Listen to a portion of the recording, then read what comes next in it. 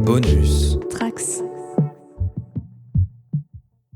Bonjour, et ben écoutez, un retour en fanfare pour le coin lecture, puisqu'on a mis du temps à revenir, hein. Il y a quelques ratés au redémarrage. Alors la fin de saison, on l'avait pas annoncé, mais les élections l'ont fait pour nous.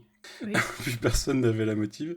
Et du coup, on est de retour après un peu plus de 2 mois, presque 3, sans activité. On a des nouvelles lectures, et certaines qu'on a déjà faites, mais bon, c'est la fatigue, on savait pas, enfin, j'avais oublié pour certaines, et c'était pas moi de toute façon.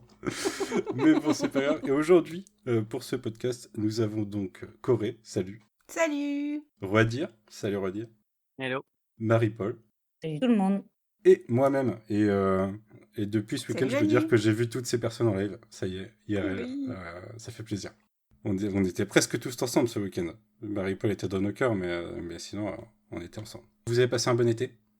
Pas assez de vacances à mon goût et pas assez de soleil, Ouais. mais sinon, ouais, plutôt. Ouais. Trop de travaux peut-être. Et vous? Ouais, travail et travaux. Mais ça y est, c'est fini. Wouhou! Corée, combien t'as lu de livres cet été ? Attends, on doit deviner. Attends. Ouais. Attends, Je sors parce que je les ai comptés sur une appli rien que pour vous. Ah, tu te doutais que je poserais la question ? 37. J'ai 37. Alors l'été, on compte de juin à septembre, du coup. Tu Ah, dis- de non, juin à de- septembre. plus, Oula. 58. En gros, de quand on s'est quitté à maintenant. 58. Ah, c'est beaucoup quand même. On va dire, tu dis combien ? Bah, elle dort pas beaucoup, tu sais, donc elle peut lire 2 livres par soir. 68. Moi, je dis 47. Alors, la réponse, c'est combien ? La réponse, alors 13 ce mois-ci, Ok, 11 le mois dernier, donc au mois d'août. ok, on a 24. Oh, ça va. Ouais. Ouais, il y a des intégrales. Hein. Ah, bah oui. Ah, ça compte pour 1, ça compte pas pour 5. Hein. Il ne comptera que pour 1. Et 12 au mois de Ok, juillet. on est à 36. Et en juin, t'en as eu combien ? Et en juin, bah pareil. 47, tu veux Pareil, dire hein. exactement ? 47 ou 48 je sais plus, 47, c'est 48. 12. Est-ce qu'on va vraiment compter? Non. Non, mais du coup, j'ai gagné. Ça fait plaisir. Vous avez surestimé quand même. Vous avez surestimé Corée, mais c'est déjà une belle Voilà. perf, hein, parce que moi, Mais, j'avais pas fini j'ai- un seul roman j'ai- pendant cet été. J'ai eu que 2 semaines de vacances. Et par contre, j'ai pu faire une lecture quasi en direct avec Marie-Paul. Elle était très heureuse. J'étais trop contente. J'ai trop hâte crois que tu que- nous en parles d'ailleurs. Ah, mais je peux Est-ce que t'en c'est reparler après. celle qu'on aurait eue si on n'avait pas repris cette C'est semaine, celle ou que pas je t'ai supplié Ouais. littéralement d'enregistrer ce soir pour... Il y avait un truc, c'est qu'on a tellement on a tellement eu de ratés au redémarrage que Corée m'a dit ce week-end qu'il y avait un pari entre elle et Marie-Paul Marie-Paul, sur hein. le fait que si on n'enregistrait pas cette semaine, la lecture ne me plairait pas. Voilà. Et ben, Donc je là, t'en normalement, c'est parlerai en bon. deuxième lecture si tu veux. Il n'y a pas de souci. Voilà donc pourquoi, Très chers auditeurs, nous sommes là ce soir. Voilà, Nuit et c'est peur. pour... Ouais, hier, je vous avoue, je me suis posé la question de est-ce qu'on le faisait hier ou pas. La fatigue était bien présente. Oui. Donc, Vraiment, après 10 heures de donc, train, c'était pas possible. Hein. Ah, le contre-coup. Ah, non, c'était pas possible. Déjà aujourd'hui, ce soir, mais non, là, moi, j'ai fait 6h30 de voiture aller, 6h au retour. Alors... pas mal. Et toi, on va dire, ton été, c'était bien ? Bon, moyen, on va dire. Ah Parce mince. que j'ai Pas pas eu trop de de vacances vacances. cet été. Ouais, Et ok. puis la situation politique fait que je suis toujours un peu crispé, un peu tendu. On voit pas de quoi tu parles. Pas du tout. Bah écoutez, est-ce qu'on se lance pour cette nouvelle saison ? Allez, Allez. On se lance ? Eh ben écoutez, on va C'est commencer parti. avec Roidir. Attends, Ouais. le coin lecture saison 2. Coin lecture saison 2, j'ai appelé le coin lecture numéro 16, mais le coin lecture saison 2, épisode 1, si vous voulez. Peut-être que comme ça, pour la saison 2, je vais reprendre le montage de podcast et que je ferai en mode historique le montage des autres ultérieurement. Oh mon Dieu. Parce que Oui, je dois avoir du coup 11 ou 12 podcasts à monter encore. Oui. carrément, il y En a montant plusieurs dans les personnes limbes de qui me mes les fichiers sur réclament. internet. Mais ouais, je Mhm. sais, mais en plus, il y en a où il y a eu des incidents techniques, ça va être une galère. Allez, c'est parti, Roidir. Ce ne sera pas We Only Find Them When They're Dead, mais les 5 terres. Ouais, malheureusement, un peu. Du coup, je me suis repris au dernier moment parce qu'il a déjà été chroniqué, le précédent là. Oui, bah le mien aussi, t'aurais très bien pu rester dessus. Bah écoute, dans le doute, tu vois, dans la panique, je me suis dit, ah putain, faut que je prenne un truc. J'ai pris le premier truc qui venait. Non, donc du coup, bah, je présente Les 5 Terres. C'est une BD scénarisée par un groupe qui s'appelle Les Lin, si je me trompe pas. Donc c'est David Chauvel, Mélanie Guillard et Patrick Wrang. Et au dessin, c'est Jérôme Lécurlet. Le reculé. Et donc, c'est une série qui a commencé en 2019. Ça raconte l'histoire d'un royaume qui est constitué, comme son nom l'indique, de 5 terres. Un royaume avec des êtres anthropomorphisés. Donc, en gros, ces terres sont séparées en fonction des familles d'animaux. Donc, les félins contrôlent la contrée d'Angléon, qui est la capitale, celle qui dirige entre guillemets toutes les autres. Et le premier cycle des 5 terres, donc qui est divisé le premier cycle de 6 tomes des 5 terres, va s'intéresser aux luttes de pouvoir qui sont à Angléon après la mort, en tout cas après, comment dire, le crépuscule du roi, qui est vieux, qui est malade, et qui a des petits problèmes de succession. Parce que d'un côté, ses fils sont quand même globalement cons comme des briques, et de l'autre, Il y en a plein que ça dérange pas. hein, C'est clair. Il y en a plein que ça n'a pas dérangé à travers l'histoire. oh, mais là, ça dérange un petit peu parce il faut un petit peu de paix avec les 4 autres terres qui ne sont pas des félins, en fait. Ils ont tous Ouais. accepté la mainmise des félins sur leur propre politique. Donc, il y a quand même un minimum à respecter, j'ai envie de dire. En tout cas, voilà, dans un système politique normalement constitué. Et ces filles n'ont pas le droit au pouvoir parce que les félins ne sont pas fans des meufs au pouvoir de manière générale. Voilà. Et donc, on va suivre les luttes de pouvoir internes, donc les différents fils qui vont s'affronter, les femmes qui vont également essayer de tirer leur épingle du jeu et de changer un petit peu le regard qu'on peut porter sur le pouvoir. Et en même temps, on a aussi un monde socio-culturel, un monde universitaire qui est en pleine ébullition, qui se pose des questions sur est-ce qu'il faudrait pas en profiter pour se débarrasser un peu de la royauté et avoir un pouvoir un peu plus proche du peuple, entre guillemets, et les autres nations qui chacun va envoyer son émissaire et tenter de reprendre un peu le contrôle en main un peu de sa destinée, entre guillemets, quoi.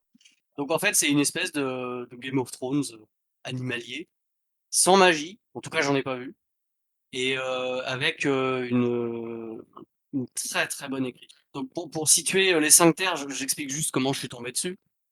Au début, j'y ai vraiment pas cru, j'ai vu ça, j'ai vu édition Delcourt. Je fais Est-ce ouais, que tu veux que avec je passe Je crois que tu as fait une deuxième diapo à un moment, ça enfin, après. ouais, tu peux la montrer aussi. Ça montre Pour voir un peu l'intérieur. le dessin. Ah oui, c'est pas mal. Ouais, ouais, non, c'est vraiment bien foutu. Et en fait, je suis tombé dessus un peu, je me suis dit: «Bon, édition Delcourt avec des animaux, le Game of Thrones de la Ouais, BD». J'ai fait: «Ouais, bon, c'est un truc, bon, Ah, le c'est une Game of Thrones de série, la BD? limite c'est Soleil, quoi». Je me suis dit: «Bon», et en fait, pas du tout. Et en fait, il y a une ça vraie tira vers le finesse dans réel. l'écriture. Il y a une galerie de personnages assez incroyable, qui est à la fois riche et que tu retiens, absolument, tous, qui sont 90% du temps, ils sont à la fois attachants et détestables. Donc c'est vraiment cool. Politiquement, ça va plus loin que je ne le pensais. C'est-à-dire qu'il y a même, il y a quand même assez souvent, des rapprochements à faire avec ce qui se passe dans ce pays actuellement et ce qui se passait encore un peu avant en 2019. J'ai l'impression que c'était il y a une éternité. Mmh. Et c'est vraiment cool. Donc en fait, le truc, c'est que c'est une série qui est hyper ambitieuse parce qu'en fait, ils ont prévu 30 tomes et qu'ils Quand avancent même. à une vitesse assez phénoménale. C'est-à-dire que là, ils en sont depuis 2019, ils ont déjà sorti 13 tomes, plus un Ah la spin-off. C'est vache! du franco-belge, c'est-à-dire une cinquantaine de pages, c'est du 100 pages, Ouais, c'est du franco-belge, c'est format classique, type ouais, cinquantaine de ouais, une pages, à peu cinquantaine près de pages, ouais. 48, des fois un peu plus. Ouais, souvent 48, ouais. C'est toujours Jérôme qui dessine? Ouais, sauf pour, je crois que c'est pas lui qui est sur le spin-off. Je vérifie. D'accord. Ouais, non, sur le spin-off, c'est pas lui. Par contre, ouais, c'est lui qui dessine et c'est toujours les mêmes scénaristes. Et c'est un boulot, assez phénoménal parce qu'en fait, au début, enfin, on n'y croit pas forcément parce que la franco-belge, bon, on attend toujours certaines BD 2 ou 3 ans, des fois ça prend, et là, vraiment, ils ont un rythme, très, très régulier. Ils ont le moyen de leurs ambitions, on va dire, et ça marche, en plus, ça marche plutôt bien, quoi. C'est devenu une série qui se vend assez bien. Et donc c'est divisé en 30 tomes et si je me souviens bien, donc c'est 6 tomes par cycle. Chaque cycle va s'intéresser, À une à un terre. royaume différent, et bien sûr tout est connecté, certains personnages, on va les retrouver dans les cycles suivants, mais ils seront pas au centre, et ça va faire progresser l'histoire globale. Le premier cycle donc c'est, le cycle des félins, et le deuxième cycle c'est celui des singes, qui a la particularité d'être dans l'opposé, c'est-à-dire que là c'est une matriarchie. Mmh. Plutôt avec en plus un style qui est plus proche de réseaux mafieux que de réseau, que un truc de royauté pure. Et ça s'inspire aussi un peu plus du Japon médiéval. Et ensuite, là, le troisième cycle, je crois que c'est le cycle de alors j'allais dire les animaux de la forêt, mais je m'en souviens plus comment on les appelle. Les ours, les cerfs, je m'en souviens plus le terme bien précis, qui vient tout juste de débuter. C'est-à-dire que ça c'est sorti il y a à peine quelques jours. Et pour l'instant, il y a un spin-off qui s'appelle Demeus Lore, qui revient sur un personnage assez central, des 5 terres, en fait, Qui compte pas dans les 30 tomes, du coup, le spin-off, c'est en plus. C'est 6 fois, c'est 6 ouais, fois ouais, ouais, 5, enfin 5 fois 6 ouais, bouquins, c'est plus des le spin-off. spin-offs à côté, pas obligé de les lire, mais Mhm. ça rentre pas dans les 30 tomes. Il y a 30 tomes pour l'histoire principale. Je sais pas combien de spin-offs ils ont prévu, mais d'après ce que j'ai compris, c'est pas plus de 1 ou 2 par cycle. Donc Mmh. voilà, mais c'est toujours les mêmes équipes de scénaristes. Le dessinateur est différent pour les spin-offs, mais sinon c'est toujours le même dessinateur. Et c'est un très, très bon boulot. C'est-à-dire que vraiment, de loin, on peut croire à une série, vraiment purement commerciale. Comme je disais, je me suis dit: «Ça a l'air d'être du soleil». Et en fait, il y a une finesse dans l'écriture, il y a une richesse dans les intrigues, dans les personnages, les situations et des retournements de situation que j'avais vraiment pas vu venir, mais genre, vraiment pas.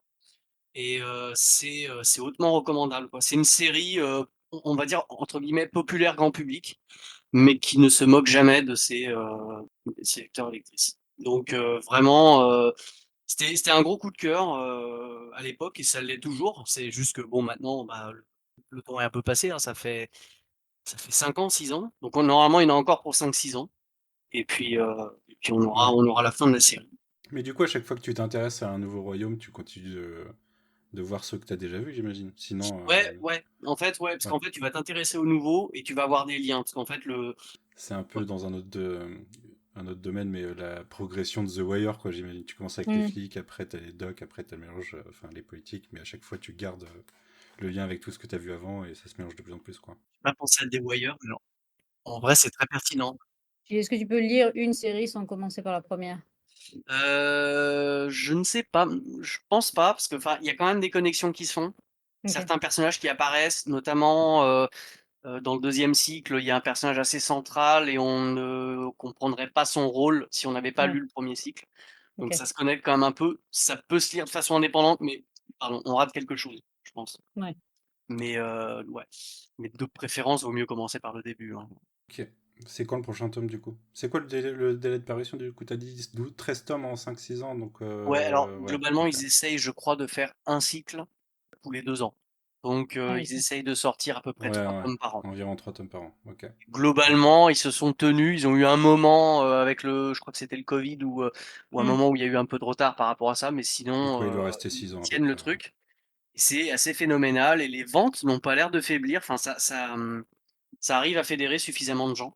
Ce qui est assez épatant, surtout que maintenant les lecteuristes, ils aiment les trucs courts, quoi. Donc, Ouais, si tu leur dis que la série elle est en plus de 3 tomes, ils vont tous, fuir, pour la plupart, quoi. Donc, c'est bah, ouais, chouette. ouais et bah, tu vois, bah, moi, j'étais un peu dans cette optique, quoi. Je me suis dit, bon, enfin, du coup, c'est pas un ongoing, mais les Mmh. longues séries, je vais éviter et tout. Mais le truc, c'est que le fait qu'ils fassent quelque chose de condensé dans le temps, fait que ils ne perdent pas le fil et ça part pas en eau de boudin et je sais plus ce que je vais raconter, mais je le raconte. Là, ils ont globalement déjà une trame qui a été faite, jusqu'à la fin, quoi. Ils savent plus ou moins comment ça va finir. Et ils se tiennent à un rythme de parution qui fait qu'ils ne sont jamais perdus. En tout cas, pour l'instant, ils font que ça, de ce Mmh. que je vois.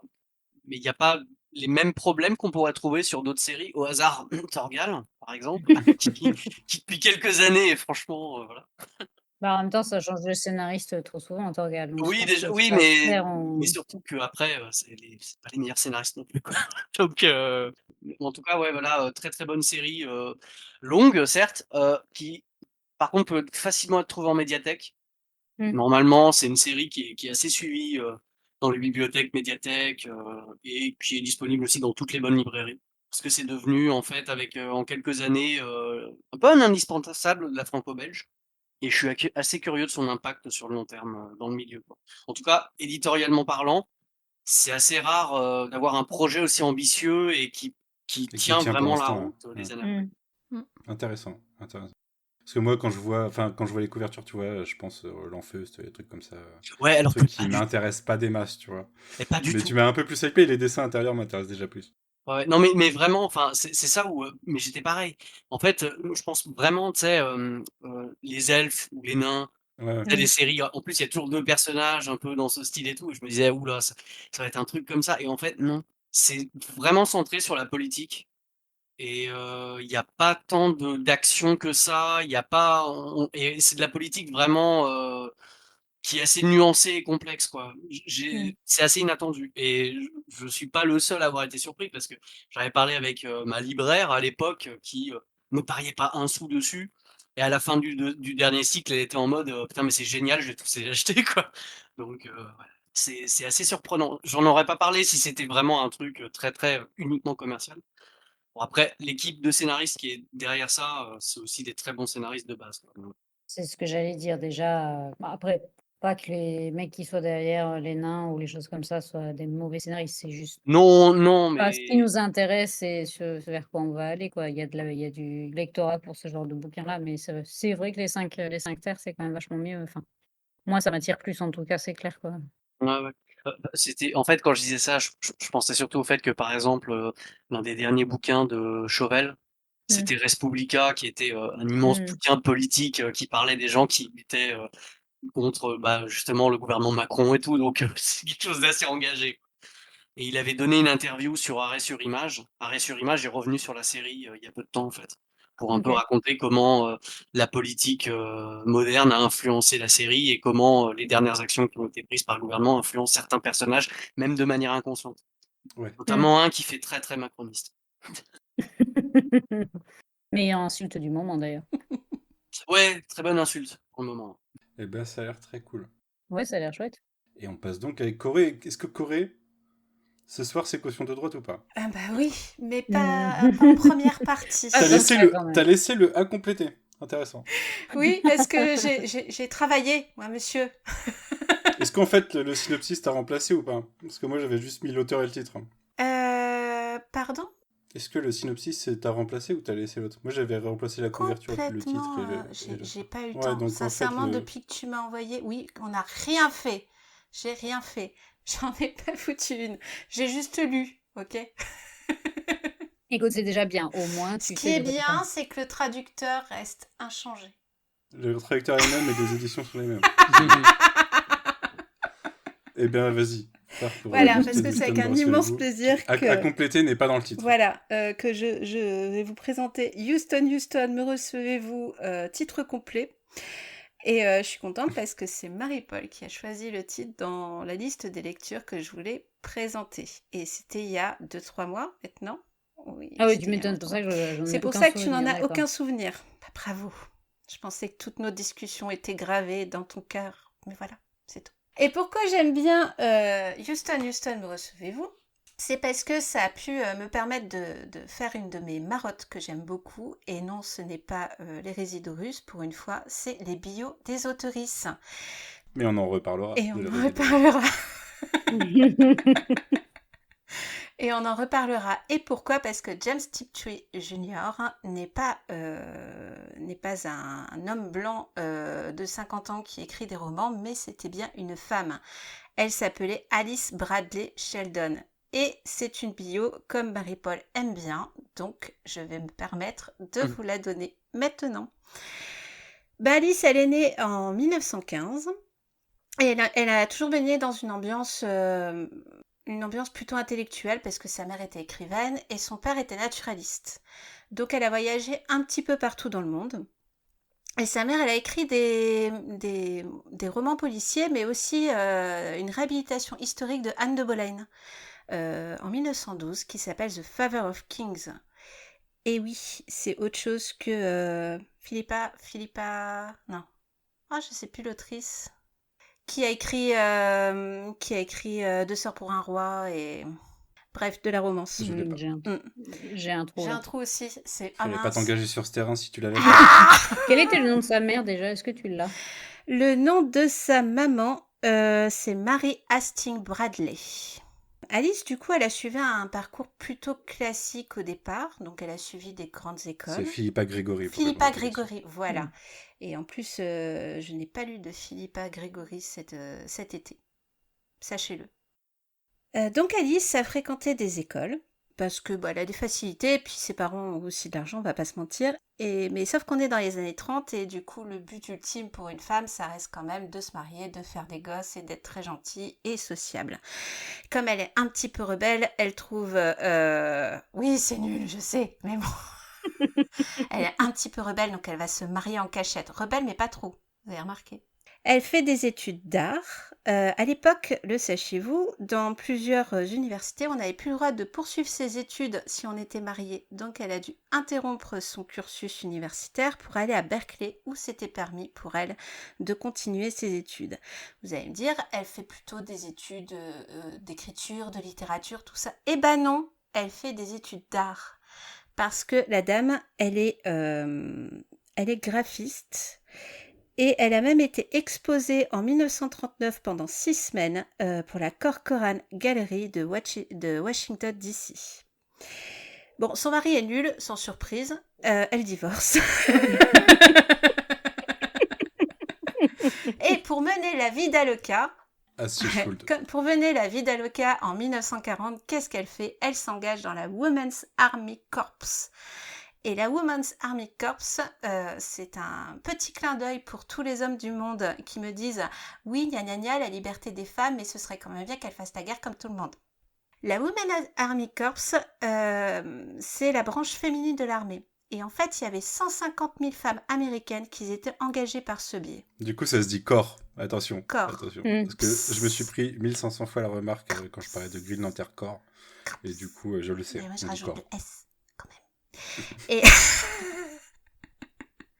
Et donc, ce corps de l'armée, bon, on va pas se mentir non plus, hein, c'est pas des gros soldats, de la grosse armure, tout ce que vous voulez, c'est des standardistes, des mécaniciennes et des boulangères. Mais Alice, elle va carrément dans l'armée de l'air, et elle travaille dans ce qu'on appelle un groupe de photo-intelligence. En gros, c'est toutes ces personnes qui ont photographié tous les ciels de l'Europe pour programmer le débarquement en Normandie. Et elle était tellement douée qu'en fait, quand elle a fini sa carrière d'officière, elle est partie sous le grade de major, qui est le plus haut grade qu'on accordait aux femmes dans l'armée à cette époque. Et elle est encore même tellement douée qu'en 52, la CIA la recrute. Comme quoi la CIA a de bonnes idées de temps en temps, il faut le remarquer. Merci. J'irai pas jusque-là. Elles sont un peu trop rares, on dirait. À Paris, en 1945, c'est la folie, tout ça. Alice in Paris a découvert son deuxième mari qui s'appelle Huntington Sheldon. Et donc, ils vont partir se marier, fonder une société, et puis paf. Attends, du coup, Huntington, c'est son prénom? Huntington, c'est son prénom. Il s'appelle Sheldon Huntington. Sheldon. Non, Huntington Sheldon. Wow. Ouais. Un nom un peu lourd à porter quand même, je trouve. Mais bon, ça fait très romantique et très aventurier, je trouve. Mais on n'est pas là pour être romantique et aventurier parce Je trouve ça hyper musical comme prénom. Oui, parce qu'en 1955, elle retourne à l'université. Vous allez me dire, cette fois-ci, elle va être gentille, elle va faire des études de littérature. Pourquoi faire? Eh ben non. Elle va partir avec un doctorat en psychologie expérimentale qu'elle obtient en 1967. Et une fois qu'elle a eu son doctorat... Parce qu'elle était encore sous couverture de la CIA. Exactement. C'est pour ça. Non, elle avait déjà quitté la CIA. Et comme elle s'ennuie un petit peu, elle s'est dit, tiens, je vais écrire un petit peu de science-fiction. Sait-on jamais. Ça va peut-être marcher. Mais comme elle écrit des choses très très sérieuses en termes de psychologie expérimentale, vu que je n'ai aucun écrit, je ne peux pas vous juger le truc, hein, elle a pris un nom de plume qui s'appelle donc James Tiptree Jr. James Tiptree Jr. Alors Tiptree, ça vient d'un pot de marmelade et Junior parce que ça faisait marrer son mari. Donc ça devait être un sacré luron, ce monsieur. Et pourquoi James? Parce que c'est pas juste parce que c'est le prénom de mon fils, mais c'est juste parce que c'est le sentiment qu'en tant que femme, elle n'aurait pas été publiée. D'ailleurs, elle a fait une petite tentative sous un pseudo d'écriture féminin qui s'appelait Raccoona Sheldon. Et figurez-vous que cette Raccoona Sheldon n'a pas été publiée jusqu'à ce que James Tiptree Jr. la recommande auprès de ses éditeurs. Intéressant. Et c'est pas fini. Attention. Et donc, quand on lui a demandé, parce que j'ai lu du coup le magazine Isaac Asimov, ils ont fait un profil dessus sur elle dans les années 80, où elle était encore en vie. Et en fait, elle a dit elle avait utilisé un nom d'homme pour porter un certain camouflage. C'est petit relent de Seiya, vous allez me dire. Mais c'est surtout qu'elle a été la première dans des professions Pour être d'hommes. publié peut-être aussi. Elle a surtout été première dans des publications d'hommes, dans des professions d'hommes, pardon, depuis des années. Elle était un petit peu fatiguée, donc pour écrire de la SF, on souffle un petit peu et on prend un nom d'homme. Elle est quand même douée, la dame, puisqu'elle a reçu plusieurs fois les prix Hugo, Nebula et Jupiter. Donc ce sont des prix qui récompensent ses écrits de science-fiction. Et elle a tellement influencé son époque que le prix annuel récompensant les œuvres de SF qui explorent le genre s'est appelé James Tiptree Jr. pendant des années. Notez qu'on n'a donné que son pseudo. Qu'est-ce qu'elle explore là-dedans? En fait, son petit tour d'astuce, et c'est là où on revient dans Houston, Houston, me recevez-vous, c'est qu'elle va vous écrire un roman qui est toujours d'un point de vue masculin au départ. Ici, comme vous voyez dans le formidable résumé que je n'ai pas complété parce que j'avais réunion sur réunion et qu'ensuite j'ai préféré lire un peu avant de venir, donc la procrastination c'est génial, la lignée gentiane, non, pardon. Mais c'était déjà du Bélial. Oui, c'est déjà pas C'était mal. pas la même collection, je Ouais, et crois. dans mais ma tête, c'était j'étais déjà du persuadée Bélial. que je l'avais fait en plus. C'est ça qui est encore mieux. Et donc, dans Houston, Houston, me recevez-vous, on a trois astronautes, des hommes, des vrais, qui partent explorer, Des bonhommes. ouais, des bonhommes, tu vois, qui partent faire le tour du Soleil. Vient une tempête solaire. Ça arrive à des tas de gens très bien. Et les voilà qui se retrouvent dans un ciel qu'ils ne connaissent pas, parce que les étoiles ont un petit peu bougé, et Houston ne répond plus. D'où le titre. Vous avez vu le... J'ai compris, j'ai la ref. C'est fou, hein? Et donc, au malheur, à un moment donné, c'est une femme qui leur répond. Et elle faisait pas la cuisine. Bref, ce qu'ils découvrent au fur et à mesure, c'est que il y a une grande pandémie qui a éradiqué tous les hommes. On est tous tristes. Et il ne reste malheureusement que 11 000 femmes et des androgynes. Ces trois bonhommes, ils vont avoir une réaction plutôt sensée, on va dire, et naturelle. Pour le commandant, c'est Dieu qui les a fait voyager dans le temps pour qu'ils remettent les femmes sur leur droit chemin et dans leur juste place, c'est-à-dire à la cuisine. Le second, lui, est beaucoup plus progressiste parce qu'il se dit « Oh mon Dieu, toutes ces femmes qui se sont ennuyées pendant des années. Heureusement que je suis là, je vais me sacrifier. » Et le troisième, vu que c'est censé être la lopette du trio, lui, il avait juste peur en fait de se faire buter par toutes ces femmes qui devaient forcément le haïr. Et donc ces trois hommes ne comprennent pas pourquoi cette société de femmes préfère les isoler sur la Lune plutôt que de leur donner la tête du gouvernement. Voilà le tour de force que fait Alicia Sheldon, alias James Tiptree Jr. Je veux juste terminer sur la vie de cette femme parce que son prix, le James Tiptree Jr., a été rebaptisé en 2019 par le prix en prix Otherwise. Et en fait, il y a eu une grosse controverse parce que Alice Sheldon a été diagnostiquée dans la soixantaine comme cyclotimique. Donc c'est une maladie mentale qui alterne des périodes d'euphorie et les périodes de dépression. Et c'est sûrement en fait dans une crise de dépression quand en gros elle a tiré sur son mari invalide avant de se suicider. C'était plutôt une fin très très triste, mais plutôt que de reconnaître en fait l'importance de son œuvre et souligner plutôt sa maladie mentale pour essayer de faire de la prévention, eh bien les personnes ont décidé tout simplement de changer le nom de son prix, qui récompense toujours des écrits sur le genre en SF. La dernière personne qu'il a eue, il me semble que c'est Rivers Solomon en 2021. Et Pas voilà. un prix tous les ans, du coup. C'était un prix tous les ans, mais j'ai pas réussi à trouver d'autres Peut-être qu'il s'est arrêté, alors. d'autres choses depuis 2022-2023. Il a été renommé. Exactement. Ok. Exactement. Et donc j'ai eu le droit à lire beaucoup d'articles qui expliquent le bien fondé de changer le nom. Personne n'a tiqué évidemment que le prix James Tiptree Jr. en fait aurait dû surtout s'appeler le prix Alice Sheldon. Mais passons. Voilà. Et niveau volume, ça fait combien de pages? C'est assez court en général, je sais. Ça fait 150 pages, ça c'est une petite soirée sympa. Et franchement, l'écriture est top dans le sens où t'as vraiment l'impression de lire de la SF à la papa. Mmh. Tu vois ce que je veux dire? T'as les 3 bonhommes et tu vois que leur point de vue et en fait, c'est ça qui est assez choc, c'est qu'avec le point de vue de ces 3 gars, tu comprends au fur et à mesure, que leur raisonnement est complètement con, quoi. Il y a Oui. pas d'autre Mmh. mot, en fait. Il y a Obscurum qui dit c'est de la novella, non? Ouais, je pense que vu le Oui, Ouais, format, ça c'est c'est doit ça, être quoi. de ça. la... Ouais, ça doit être de la novella, ouais. Mmh mh. Tu avais lu, Y le dernier homme en comics? Non, je l'avais pas De lu. Brian K. Vaughan. Ouais et Ouais. de Pia Guérin. C'est un peu le même pitch, il reste juste un homme sur terre et son capucin, singe, avec un Mmh. enfin, ben, on est Mais porteur de enfin, chromosome Y quoi, donc ça fait aussi toute une réflexion sur, l'évolution de la c'est ça. société. Alors c'est plus long évidemment et assez différent, mais je pense qu'il doit y avoir des traits Ça, c'est communs que quand même. 60 numéros, c'est l'équivalent des 5 terres quand ça aura fait... Oh non, en termes de pages, c'est l'équivalent des 5 terres quand ça sera fini. C'est vrai. Allez, je fais ça pour la semaine prochaine. J'ai rien contre Y Oui? le dernier homme, mais sur le coup, je trouve que Houston, où recevez-vous est plus pertinent en vachement moins de pages Mmh. que Y. Mais d'ailleurs, c'est tellement court, je me suis demandé si, tu sais, si on spoil pas un peu, quoi, parce que c'est dans mes souvenirs, ça vient de manière un peu tardive, ce que tu disais un petit peu dans le synopsis. Ouais, mais je pense qu'en même temps, j'ai pas non plus développé toutes les idées.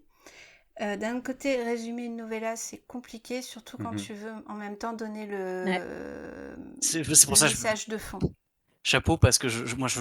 enfin, je vois pas comment on peut bien les présenter sans spoiler, quoi. C'est surtout celui-là, en plus. Surtout celui-là, en fait, Mmh. c'est... Voilà. Voilà. Mais c'est pas le plus trash qu'elle a écrit, hein, en plus. Le plus trash, c'est Comme des mouches.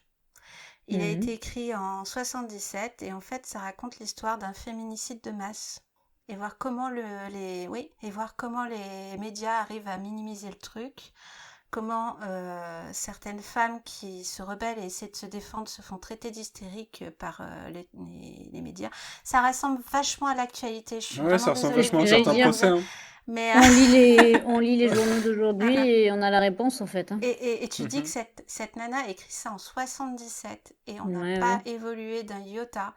Et Mmh. je vous dis, hein, quand tu regardes Houston, me recevez-vous, je vous ai donné juste les idées en masse, mais lisez-le parce que l'écriture est un tour de force pour moi. Franchement, Mmh. en très peu de pages, elle arrive à te cerner toute la masculinité toxique, en fait, tout le patriarcat est dedans. Ouais. C'est génial. Et ce que je voulais dire, je voulais ajouter aussi sur le fait de prendre un pseudo masculin, Mm. qui peut arriver encore aujourd'hui, ça c'est beaucoup moins fréquent évidemment, mais c'est de l'auto-invisibilisation, ça s'appelle. C'est-à-dire que, bah, tu t'effaces derrière un nom pour essayer d'exister aux yeux de la société et de pouvoir être publié et c'est un nombre de femmes, incalculable. Je pense qu'on en découvrira toujours, derrière des noms, et il y a quelques mecs qui ont fait ça, qui ont pris des pseudos féminins, dans Women's Comics, qui était une anthologie de bande dessinée américaine indépendante, qui était, que des contributions faites par la poste, puisque ça date des années 70. Il y a un gars qui a pris un pseudo féminin et elles l'ont découvert genre 20 ans plus tard que c'était un mec, en fait. Je trouve ça assez drôle. Et il y a aussi, à ne pas faire chez vous, C.B. Mmh. Cebulski, éditeur Marvel, avait écrit des mangas en prenant un nom japonais. Il s'appelait Mmh. Akira Yoshida de mémoire, je crois, quelque chose comme ça. Mmh. Voilà, voilà. Mm, mm. Ouais. Aujourd'hui, il est Entre rédacteur en chef de Marvel. mais ouais, c'était intéressant, ça donne envie.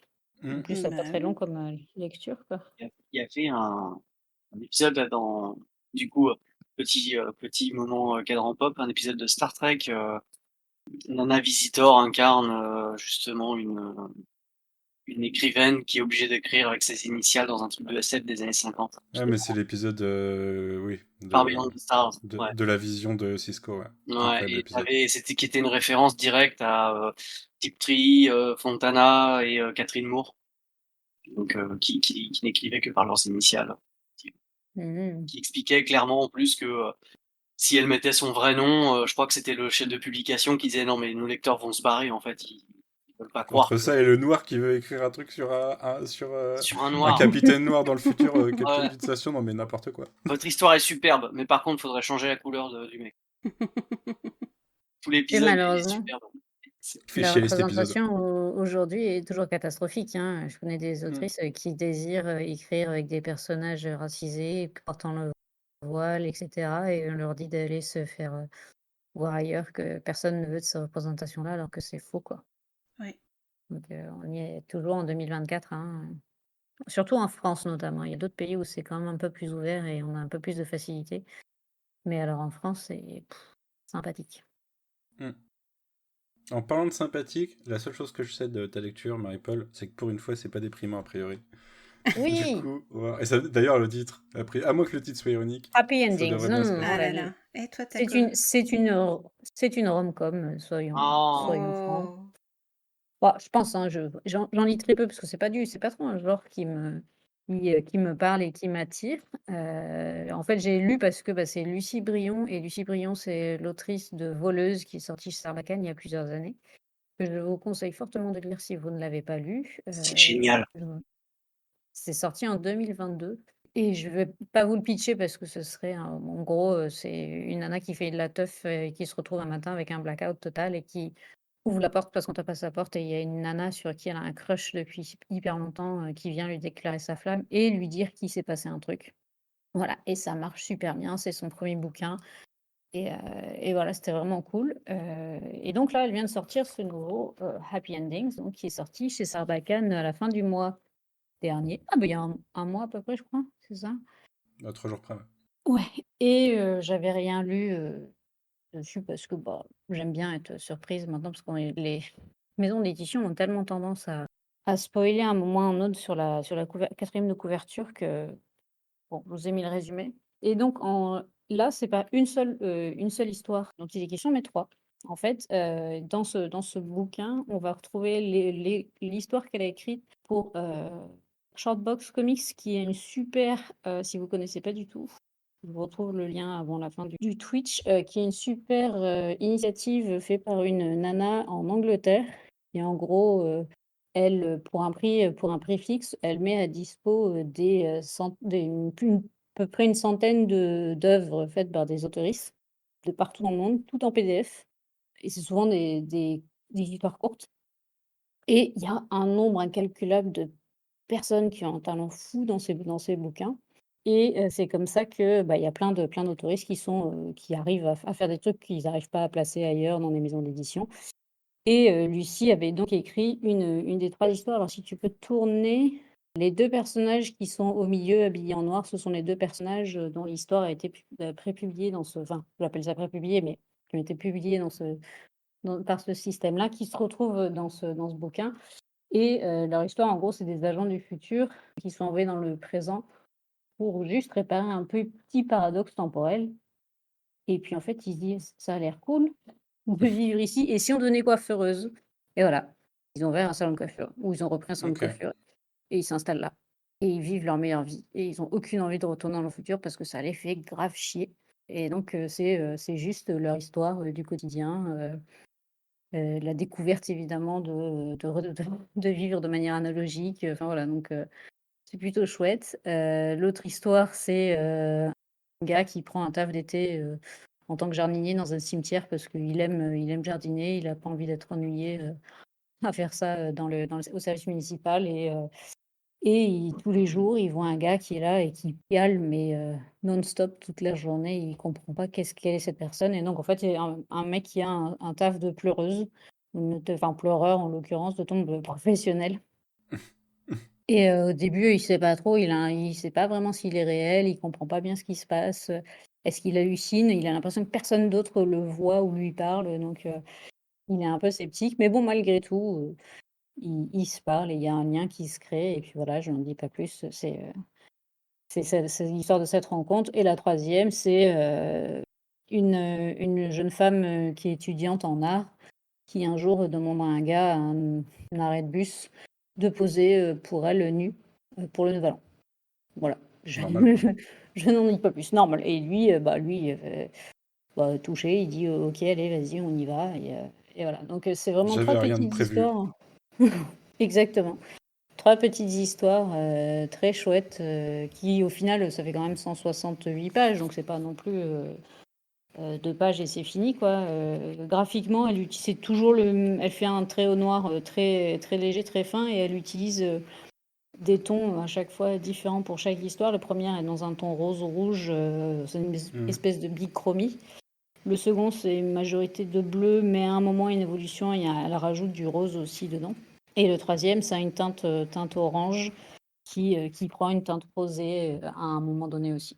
Donc il y a quand même une espèce de schéma au niveau colorimétrique.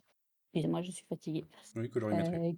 Qui est plutôt chouette. Donc voilà, certains diront que c'est pas le même niveau que Voleuse, mais je crois que c'est pas le but. Faut pas comparer les deux, parce que ça a vraiment rien à voir. Là, c'est vraiment 3 histoires super chouettes. Si on a envie de passer un bon moment et de lire un truc qui détend, qui file le sourire, qui pose pas de questions, qui nous sort un peu du marasme quotidien que nous vivons, c'est vraiment un bouquin très cool à lire. Donc voilà, Happy Endings de Lucie Briand chez Sarbacane. Ça a l'air stylé. T'avais mis qu'une page de... Il n'y a pas d'autres pages. Hein. Ouais, non, j'ai pas mis d'autres pages. Je n'ai pas trouvé des bons formats. Ok. Elle a fait quoi d'autre? Je la connaissais pas du tout. Voleuse Ok. chez Sarbacane, c'est tout ce qu'elle a fait d'autre. D'ailleurs, je sais pas si ça vient de moi, Mhm. mais j'ai le souvenir que Voleuse, alors je vais pas dire que c'était ultra médiatisé non plus, mais globalement autour de sa sortie, on en parlait. Et Happy Mm. Endings, c'est sur le tard que j'ai eu ah mais merde, elle a sorti un nouveau bouquin et j'ai l'impression de ne pas être le seul autour de moi, que personne n'était au courant que Happy Endings Ouais, ça sortait. peut dépendre des dates de sortie aussi, si c'était Ouais. autour d'Angoulême ou quelque chose comme ça. Parce que là, Oui, puis c'était elle a un eu pas peu avant la mal. rentrée littéraire en plus, donc ça peut se Ouais, Ouais. comprendre. ouais, donc je me demandais, hein, parce que vraiment moi j'étais surpris, quoi, parce que en plus c'est une autrice que je suis, quoi. Oh mince, j'ai Mm. eu pris l'urgence, quoi, mais Je pense qu'elle a été pas mal sélectionnée dans différents prix sur Voleuse. Donc c'est peut-être ça aussi qui a contribué à sa médiatisation, quoi. Je pense que c'était aussi un peu un récit assez original et qui sortait du lot et que graphiquement, bah voilà, pour un premier bouquin, c'est vraiment cool, quoi. Là, graphiquement, elle a encore progressé d'ailleurs dans Happy Endings, mais là, je pense elle s'est fait vraiment plaisir dans ce qu'elle aime, quoi. Enfin, je ne peux que supposer, pardon, Lucie, si c'est pas ça, mais en tout cas, ça se sent qu'elle s'est éclatée à faire ça. Donc, je vous redis juste le nom de l'initiative anglaise dont je vous parlais tout à l'heure, c'est Shortbox Comics Fair. Voilà, c'est juste, vous tapez ça Faire dans FARE. Google. FAIR. FAIR, ok. Ouais, c'est du 1er octobre au 31 octobre. Donc, bah, c'est dans quelques jours que c'est lancé la nouvelle saison, quoi. Très bien. Bah, c'est l'air cute en tout cas. Et pour une fois, c'est pas dépressif, en effet, ça change. Exactement. Non, c'est super cute. Eh ben écoutez, moi, pour finir, alors j'en profite pour dire coucou Litsen. Et Coucou. pour finir, on va finir sur une lecture qu'on a déjà traitée ici, puisque la fatigue fait que je m'en suis pas rendu compte, quelqu'un en avait déjà parlé à un moment, mais c'était pas moi. Il s'avère que j'ai revu tout Twin Peaks ces derniers mois, et que dans la foulée, bah, il me fallait me relancer dans les livres de Mark Frost. Et donc, ma lecture du jour, c'est le dossier final et l'histoire secrète. Alors, l'histoire secrète d'ailleurs de Twin Peaks en premier. Les deux écrits par Mark Frost. J'ai une question. Tu vas spoiler la série? Pas J'ai pas vu la fin. spécialement. La fin de quoi? T'as pas vu la saison 3? J'ai pas vu la saison 3. Et Ni t'as la vu la fin de la saison 2? saison 2. Et le film? Ah, Ni la faut pas. saison 1 d'ailleurs. Je vais pas spoiler dans tous Juste, les cas, je pense à vous. fais attention. Je Si, peux si, m'en si, si. je peux m'en sortir sans spoiler. Je peux m'en la sortir une est sans sur spoiler. ma liste. Merci. Tu sais quand même les grandes lignes qu'il y a un Oui, cliffhanger fin de saison 2, quoi. Il se passe des choses. oui, Et après, on oui. reprend 25 ans plus tard. Du coup, l'histoire secrète de Twin Peaks. Les deux bouquins sont sortis chez Flatiron Books en VO en 2016 et 2017 pour la VO et chez Michel Lafon en 2016 et 2018. 2016 avant du coup la saison 3, 2017 après la saison 3 puisque la saison 3 a été diffusée de avril ou mai 2017 à septembre 2017 et je crois que le dossier final est sorti après en novembre, quelque chose comme ça. Il est sorti beaucoup plus tard en VF, mais par contre pour la VF, pour le premier bouquin, on l'avait eu à temps pour la saison 3. C'est important parce que qu'est-ce que c'est du coup? Alors, Mark Frost, c'est le co-créateur de Twin Peaks, pour ceux qui ne le connaissent pas. C'est un romancier et scénariste. On retient beaucoup David Leitch, mais c'est le co-créateur. Il apporte une certaine partie de ce qui fait Twin Peaks. Il faut noter qu'il n'était pas sur le film. Il a fait saison 1, saison 2, même si de toute façon, lui et Lynch étaient moins impliqués dans la saison 2. Il est pas sur le film qui a été avec, je sais plus, non, c'est pas Eggers ou quelque chose comme ça, qui était produit par Canal en plus, coproduit en France. Il revient pour la saison 3, mais il s'est passé, enfin, c'est un peu officiel maintenant, mais c'était pas officiel à l'époque. Lynch et Frost se sont un peu partagé le truc en disant Lynch va reprendre la saison 3, Frost va écrire des bouquins. Il s'avère que d'ailleurs en 2013, ils avaient commencé à préparer le terrain en ressortant des éditions spéciales avec des scènes coupées et un long semi-film, semi-scène coupée en complément du film. Et là, l'histoire secrète vient compléter ce qui s'est passé, puisqu'on va reprendre l'histoire 25 ans plus tard dans la saison 3, vient compléter un peu l'histoire des personnages qu'on connaît des saisons 1 et 2. Ça se présente sous la forme d'un dossier, en fait, qui est compilé par un archiviste dont on ne connaît pas l'identité, même si c'est un personnage de la série et qu'à la fin du bouquin, vous saurez son identité, mais pendant toute la lecture du dossier, vous ne la connaîtrez pas. Qui est compilé par un archiviste et qui est lu par un agent du FBI mandaté par Gordon Cole, donc David Lynch dans la série, pour étudier le dossier. En fait, c'est lié à un meurtre et c'est lié à l'affaire de Laura Palmer et de la disparition de Dale Cooper. Je suis au moins obligé de spoiler que Dale Cooper disparaît en fin de saison 2, donc qui était agent du FBI qui enquêtait sur la mort de Laura Palmer. Et ce dossier va nous raconter l'histoire de Twin Peaks à travers les différentes familles, les différents événements qui ont pu s'y passer. Et même de façon plus large que ça, un peu l'histoire des États-Unis, puisqu'en fait, on va avoir on va avoir des récits qui vont remonter jusqu'à Lewis et Clark, donc qui ont exploré les États-Unis à l'époque de l'arrivée des Américains, qui sont les premiers en fait blancs à être partis vers l'Ouest à ce moment, enfin les blancs anglais à être partis vers l'Ouest à ce moment-là. Et comment ils sont arrivés jusqu'à Washington à un moment et comment ils ont découvert des éléments qui sont en lien avec le lore des différentes loges qu'on peut voir dans Twin Peaks, donc le lore fantastique de la série. Et comment la ville en elle-même, il y a déjà eu des traces, on sait dans la série déjà dans les premières saisons que les gens savent qu'il se passe des choses quand même un petit peu dans les bois.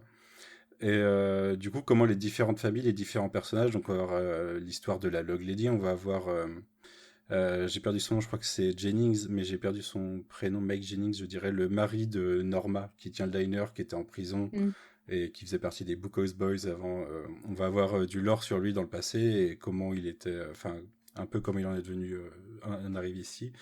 On a des éléments très importants en fait qui viennent commencer à expliquer un petit peu l'inspiration mythologique, l'espèce de combiner entre des éléments de mythologie, que ce soit de mythologie mésopotamienne, des influences tibétaines, on le voit beaucoup dans la série, ou même de la mythologie judéo-chrétienne. Quels éléments ont inspiré ce qui a créé le lore de Twin Peaks, en fait, qui est vachement plus explicite dans la saison 3, mais si vous ne l'avez pas vu, enfin, sur certains éléments en tout cas, si vous ne l'avez pas vu, les saisons 1 et 2 sont un peu floues là-dessus.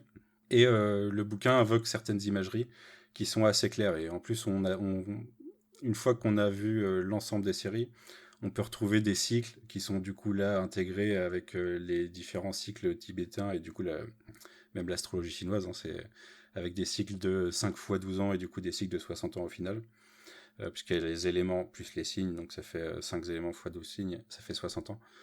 On a des historiques de personnages auxquels on s'attendrait pas, comme le maire et son frère, qu'on voit dans la série comme des espèces de personnages comiques, gros pointeurs, très gros pointeurs, mais tous les personnages masculins sont des pointeurs dans Twin Peaks, malheureusement. Comment leur guéguerre, en fait, qu'on voit dans la série comme un élément comique, comment elle s'est créée. Et en fait, il y en a un des deux qui était agent de la CIA et qui enquêtait, du coup, sur un peu l'histoire, enfin, ce qui a mené au projet Blue Books pour lequel travaille le Major dans la série. Comment son histoire s'est intégrée dans l'histoire américaine. On va avoir des liens avec Roosevelt, des liens avec la bombe atomique, beaucoup de choses comme ça. Donc vraiment, l'histoire secrète, c'est une intégration du lore vu par Mark Frost, qui avait beaucoup plus le lore, justement le lore histoire américaine dans la série, là où Lynch avait plus le côté fantastique et puis décalé, j'ai envie de dire. Cependant, tout ça va pas nous donner beaucoup d'infos sur ce qui s'est passé dans les 25 ans, puisque l'histoire s'arrête, la compilation s'arrête quelques heures ou quelques jours après la fin de la saison 2. Pour des raisons qu'on découvrira en saison 3, puisque la personne qui a compilé ça, il va y arriver des choses après la saison 2, et du coup, on découvre en saison 3 qui c'est en fait. Je vous dis pas qui c'est, mais voilà. Le dossier final est lui sorti après la saison 3. Alors, spoiler alert, l'agent du FBI qui lit le dossier dans l'histoire secrète, c'est un nouveau perso du FBI dans la saison 3, qui a des initiales qui sont TP pour Twin Peaks, Mm. mais c'est aussi les initiales de l'agent. Il Et y a les un petits audiobook traits. d'ailleurs sur l'histoire secrète qui est lu par les acteurs de la série. Les actrices, il y a Kyle MacLachlan, il y a Christa Bell, du coup, qui joue la fameuse agent du FBI. Et il y a un certain nombre des acteurs originaux qui sont revenus pour doubler leur passage. Le dossier final vient après, et en fait, c'est toujours cet agent du FBI qui vient, entre autres, débriefer ce qui s'est passé dans la saison 3, tout en venant apporter du coup, des informations sur les personnages qu'on n'a pas revus et dont le sort était en suspens en fait en fin de saison 2, donc, pour lesquels on n'avait pas d'informations. Donc je ne vais pas dire lesquels parce que ça Mm. spoilerait beaucoup, mais on va avoir des éléments médico-légaux sur des personnages qui sont retrouvés morts, sur des on-dit ou des espèces de success stories sur des personnages qui ont eu une vie en dehors de Twin Peaks à côté mais qui ne s'est pas forcément bien fini. Ça répond à la question d'un certain personnage dont le statut est très mystérieux dans la saison 3, sans spoiler. Mais du coup, là, ça répond un peu plus pragmatiquement à certaines questions. Et aussi, il se passe quelque chose dans la saison 3 que je ne peux pas spoiler, mais qui a un certain impact. Et cet impact est décrit littéralement dans le livre. Du coup, on voit comment il est vécu par les personnages, en fait, et comment il y a un impact sur la réalité, quelque part. Sans que je puisse en dire plus, il y a un impact qui modifie quelque chose de la réalité. En fait, on se rend compte que pendant l'écriture de ce dossier, le personnage se rend compte du changement de réalité, des impacts qu'il y a. Et du coup, ça vient un petit peu expliquer la saison 3 pour les éléments qu'on n'a pas forcément compris dans la saison 3. Mm. La saison 3 est beaucoup plus didactique que les deux premières sur un certain nombre d'éléments, mais il y a toujours quand même des questions en suspens en fin, et là, ça vient y répondre. Donc, je trouve ça hyper intéressant. En plus, du coup, il y a plein de des petits trucs stylés avec des notes de journaux. Enfin, c'est le genre de dossier compilé qu'on peut imaginer. Est-ce Mm. qu'il peut y avoir cher agent TP, spoiler alert, c'est Tammy Preston, agent de la saison 3. Là, du coup, des éléments de l'or qu'on va retrouver. Une petite carte qu'on voit, je sais plus si on la voit je crois qu'on la voit dans la saison 2, cette carte. Annie Blackburn, par exemple, il y a des questions sur Annie post-saison 2 et on y reviendra dans le dossier final, ça. Ça, c'est un élément de la forêt de Twin Peaks qu'on voit en saison 3, qui est un endroit très important. Donc voilà, c'est plein de petits éléments comme ça, c'est une lecture super agréable. Alors, le dossier final est vachement plus dispensable que l'histoire secrète, mais franchement, si vous vous lancez dans un, allez-y pour le 2, parce que c'est Mm. globalement la même qu'un un petit peu moins bien après, quoi. Et il y a un audiobook aussi pour le deuxième, il est pas... Alors, il est narré uniquement par Annie Wersching en VO, qui ne joue pas du coup dans la série, mais qui reprend le rôle de Tammy Preston pour la lecture. Annie Wersching qui nous a quittés il y a 1 ou 2 ans, malheureusement, d'un cancer. Alors, si vous ne voyez pas qui c'est, c'était... Dans quoi elle a joué? Elle a joué dans Runaways, elle a joué Mm. dans 24, elle a Renborg dans la saison 2 de Picard. Mm. C'est tout pour moi. Ah, ça, c'est le rapport d'autopsie d'un personnage que si t'as pas fini la saison 2, je vais pas te spoiler quand même. Mais il arrive des bricoles. Voilà, voilà. Eh ben écoutez, est-ce que vous avez des questions? C'est long ton truc sur l'histoire secrète, ça fait combien de pages? Ça fait 200 et quelques Ah ou oui, 300 pages. Ouais. quand C'est même. assez épais, ouais. Bah, l'audiobook, il fait 9 heures, je crois, quand même. 8 ou 9 Ok. heures. Mais c'est vachement mieux d'avoir ne serait-ce qu'un PDF des images du truc Mm. quand tu l'écoutes, parce qu'il y a beaucoup d'éléments visuels quand même. Ouais, ok. Corinne, tu lis quoi, toi, du coup? L'intégrale 8 de Les Résidorus. Je suis à la deuxième nouvelle du premier tome. Et je me souviens plus du titre de la deuxième. Donc, par contre, j'ai fini Jacaranda de Gaël Faye, qui est très beau. Mm. C'est sur les massacres qui se sont passés au Rwanda. Et donc, c'est un jeune garçon qui retourne Mm. sur ses origines et qui découvre du coup l'histoire de sa mère et de sa famille et bon, qu'est-ce qui s'est passé et surtout ce que ça a provoqué pour la génération d'après. Voilà, c'était un petit peu tristoun, mais bon. super, super intéressant et super enrichissant. Toi, Rouadir, tu lis quelque chose en ce moment? En ce moment, ouais, j'ai joué à À Space Marines 2? un jeu Ah Souls-like non. qui s'inspire de la Commedia dell'arte. Et du coup, j'avais envie d'en savoir plus et de comprendre un peu les tenants et aboutissants entre guillemets. Et du coup là, je suis en train de lire La Commedia dell'arte par Claude Bourqui, qui revient en fait sur les idées reçues, sur les origines de ce mouvement théâtral, sur pourquoi il est né, pourquoi il est mort. En tout cas, moins vivant qu'auparavant, quoi. Et c'est vachement bien. Je découvre en fait tout un monde et je trouve ça passionnant. C'est-à-dire que c'est pas du tout l'idée que je me faisais de la Commedia dell'arte. C'est beaucoup plus mercantile que je ne le pensais. Ah Et, ouais. c'est chouette. C'est très bien écrit et puis on apprend des tas de choses. Ok. Sache, Marie-Paul, que ce week-end, comme je le disais en début d'émission, j'ai croisé IRL Corée et Wadir pour la première fois. Et quand je croise Wadir, j'ai fait faudrait qu'on relance l'idée d'un podcast spécial Warhammer parce qu'il y a Space Marines 2, quoi. Et du coup, il était chaud. Et je vois Corée et je lui fais faudrait qu'on relance l'idée d'un podcast spécial Space Marines 2. Et plus tard, quand on est en manger, ils se retrouvent ensemble et moi j'étais séparé. Et plus tard, il y a Wadir qui vient, il fait c'est bon, j'ai parlé à Corée, elle est chaude. Puis 2 minutes après, il y a Corée qui arrive. C'est bon, j'ai parlé à Wadir, il est chaud. En fait, il y avait personne à convaincre, mais ils se sont convaincus l'un l'autre toute la soirée. Si, il y avait une personne à convaincre. Il y avait une personne à convaincre, c'était Monsieur Corée pour acheter Space Marine 2. Moi, je suis en train d'essayer de négocier une clé. Donc peut-être bientôt. Ça fait 2 mois qu'ils sont prêts, hein, je te le signale. Ouais, bien sûr. Non, mais en à vrai, faire ce truc. Moi, je suis pas vraie prête, par personne. contre. Hein, j'aurais piscine Ouais, ce non, soir-là, mais les gars. on aura Mais Thibaut, non, mais on aura mettra une République. photo de toi, je te déguiserai si tu veux, il n'y a pas de souci. Je peux faire l'animation, Il mais je s'avère ne que me j'ai un lance très pas bon dans ami cet univers. qui a écrit un livre sur Warhammer, avec un podcast sur Warhammer. Peut-être qu'il te replacera ce soir-là, Marie-Paul. Peut-être qu'on peut l'inviter, Oui, tout effectivement. à fait. Et je pense que ça va être lui le plus dur à convaincre au niveau délai, en fait. Parce que Bah. peut-être il va se retrouver le ramasse face à 2 mastodontes de la lecture et qu'il va pas comprendre ce qui lui arrive. Ce qu'on vous a pas dit encore, c'est qu'avec Corée, on fomente de faire un spécial King en Oui. échange. Hein, donc, Si vous Ah voulez. J'en ai jamais lu, sachez-le. Bah, je l'avais déjà dit à Ah, Corée bah voilà, ce qui a sera failli me battre. ce Ça sera compte Joel. le... J'ai vu beaucoup d'adaptations. moi. Non, Stephen King, pas Joel. T'aimes pas Joel? Hmm. T'aimes pas? Il n'y a que Lock and Key. Ah ouais. Moi, je trouve que Lock and Key, c'est un shadow. Mais je crois pas avoir lu autre chose, en fait. Mais Lock and Key, c'est ça. Bah là, je suis en train de lire l'Institut, après avoir lu Oli, et après avoir relu, que j'avais pas lu depuis hyper longtemps, Insomnie cet été. Stephen King est ma lecture d'été. Hein.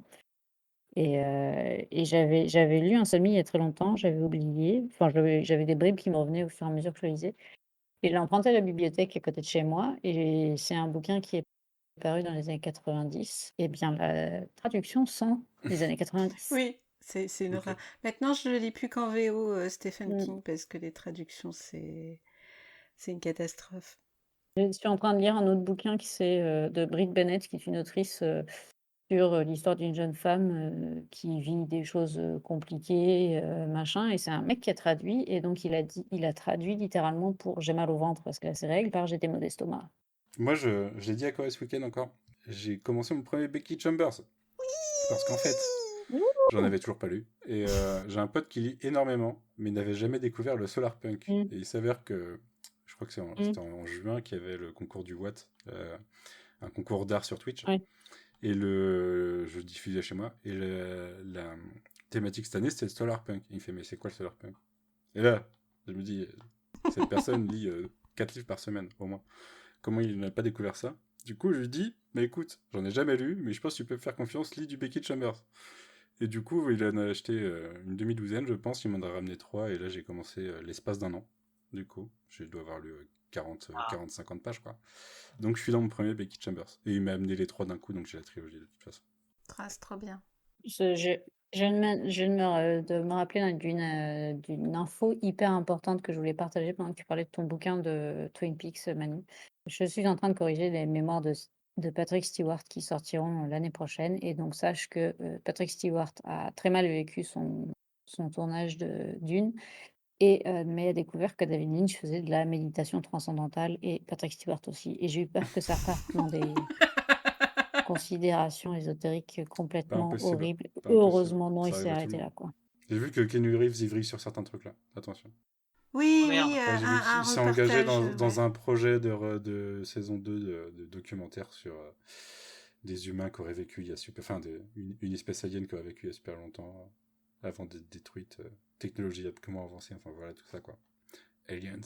Au mariage de ma pote, son oncle est parti dans un truc comasse et j'étais Merde. comme ça à la Merde. table, je savais plus comment faire. Et la mariée, elle était avec les yeux comme ça et elle savait plus quoi faire. J'étais là, dans 2 secondes, il va me dire que la Terre est plate. Attention. Non, mais c'est fou quand même quand on regarde dans sur des continents hyper différents, des milliers de kilomètres, il y a les mêmes traces, les mêmes machins. J'étais là, bah oui, c'est normal, les continents, ils étaient. Comment les Égyptiens, ils ont pu construire des pyramides alors qu'il n'y avait pas de blanc intelligent pour leur dire comment faire, je comprends pas.